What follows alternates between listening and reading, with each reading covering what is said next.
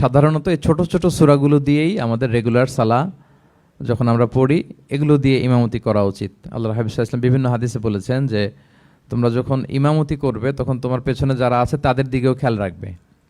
রাসূল সাল্লাল্লাহু আলাইহি ওয়াসাল্লাম অত্যন্ত বিবেকবোধ সম্পন্ন একজন ব্যক্তিত্ব ছিলেন।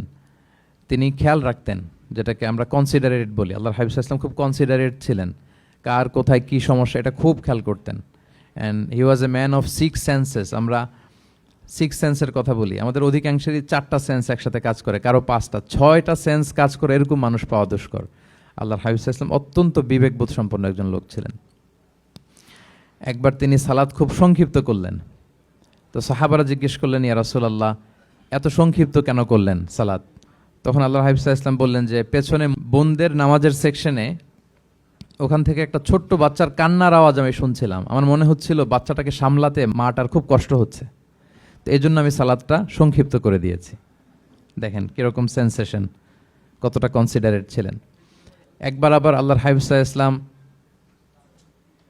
মাগরিবের সালাত কিংবা এশার সালাতের কোনো এক সেজদা অনেক লম্বা করে দিলেন। তখন সাহাবারা আবার প্রশ্ন করলেন, ইয়া রাসূলুল্লাহ সাল্লাল্লাহু আলাইহি ওয়াসাল্লাম এত লম্বা দীর্ঘ সেজদা করতে তো ফরজ সালাতে আমরা কখনো দেখি না, কেন করলেন? অসুস্থ হলেন নাকি নামাজের মাঝখানে, অথবা ওহী নাজিল হচ্ছিল নাকি, এরকম কিছু ঘটলো নাকি? তো আল্লাহর হাবিব সাল্লাল্লাহু আলাইহি ওয়াসাল্লাম বললেন যে না, এগুলো কিছুই না, বরং আমার নাতি হাসান আমি সেজদারত অবস্থায় আমার পিঠের উপরে চড়ে বসেছিল, কাঁধের উপরে। তো আমি অপেক্ষা করছিলাম যতক্ষণ না তার খেলা শেষ না হয়, তার প্রয়োজন পূরণ না হয়, ততক্ষণ আমি সেজদায় লুটিয়ে পড়েছিলাম। হাসান যখন নেমেছে, তার প্রয়োজন পূরণ হয়েছে, আমি আবার সেজদা থেকে উঠে দাঁড়িয়েছি। দেখেন কতটা কনসিডারেট ছিলেন। তো এইভাবে আল্লাহর হাবিব সাল্লাল্লাহু আলাইহি ওয়াসাল্লাম ছোট ছোট সূরাগুলো দিয়ে ফরজ সালাতের ইমামতি করতে উদ্বুদ্ধ করতেন।